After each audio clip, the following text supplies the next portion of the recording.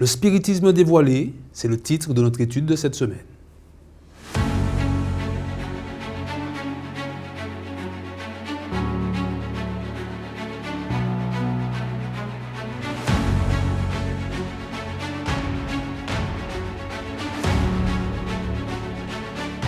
1 Thessaloniciens, chapitre 4, versets 16 et 17. À un signal donné, à la voix de l'archange et au son de la trompette de Dieu, le Seigneur lui-même descendra du ciel. Les personnes qui sont mortes unies à Christ se relèveront les premières. Ensuite, nous qui serons encore en vie à ce moment-là, nous serons enlevés avec eux au travers des nuées pour rencontrer le Seigneur dans les airs. Et ainsi, nous serons toujours avec le Seigneur. »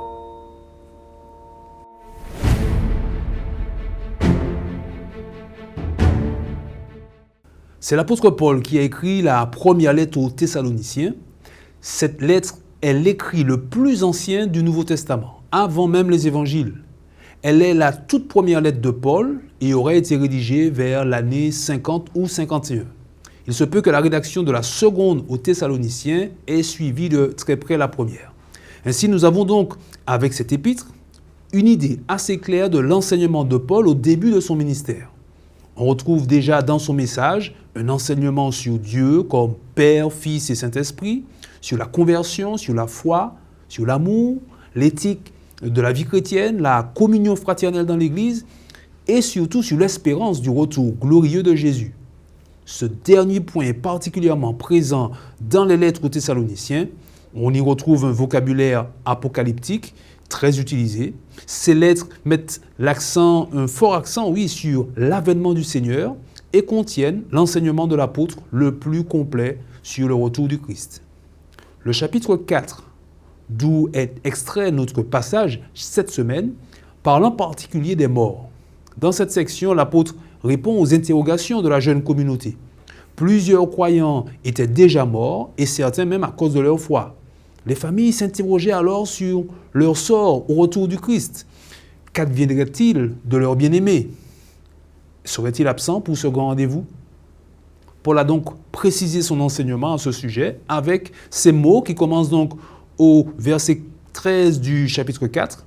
Et il dit « Nous ne voulons pas, frères, que vous soyez dans l'ignorance au sujet de ceux qui dorment, afin que vous ne vous affligiez pas comme les autres qui n'ont point d'espérance. » Et son propos s'achève au verset 17 et 18 avec les paroles de notre verset à mémoriser.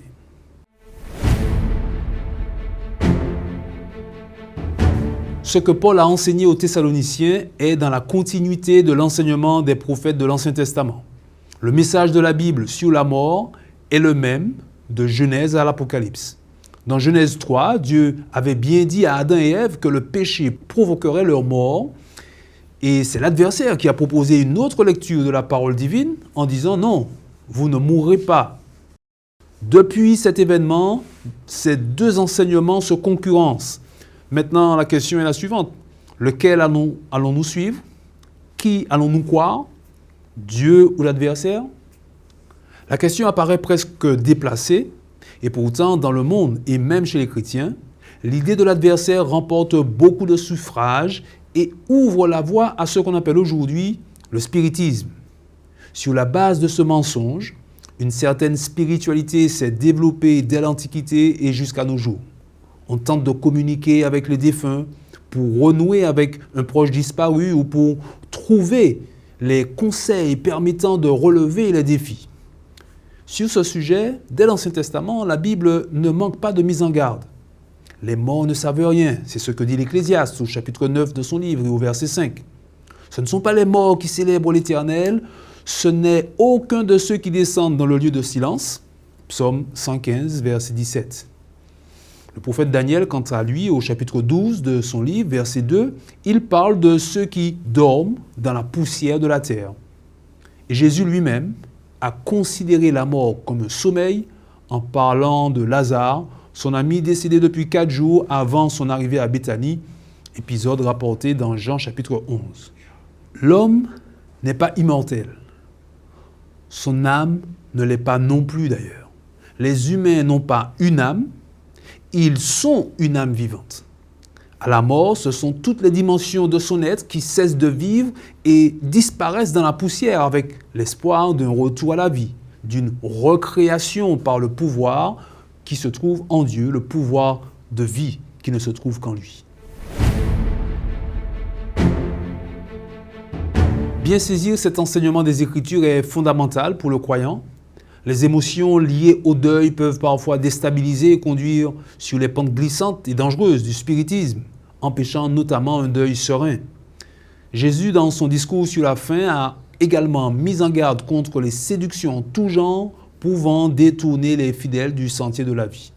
L'apôtre Paul lui-même, dans sa deuxième lettre aux Thessaloniciens, a également eu l'occasion d'avertir qu'avant le retour de Jésus, l'adversaire userait, je le cite, de toutes sortes de miracles, de signes et de prodiges mensongers, de toutes les séductions de l'iniquité.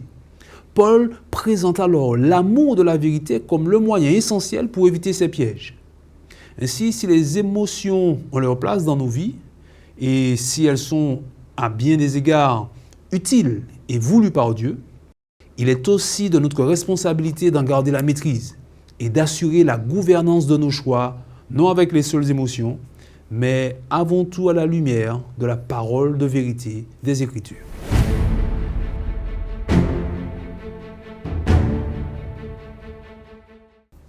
Aujourd'hui, la plupart des gens pensent qu'ils peuvent communiquer avec leurs proches décédés, avec les défunts qui entendent et qui voient du haut du ciel. Alors, comment apporter l'éclairage des Écritures sur ce sujet à nos proches, tout en respectant leur sensibilité? Et nous-mêmes, continuons aussi à nous nourrir de la parole. Elle sera notre seule sauvegarde face aux grandes séductions à venir. Alors, veillons aussi sur nous-mêmes.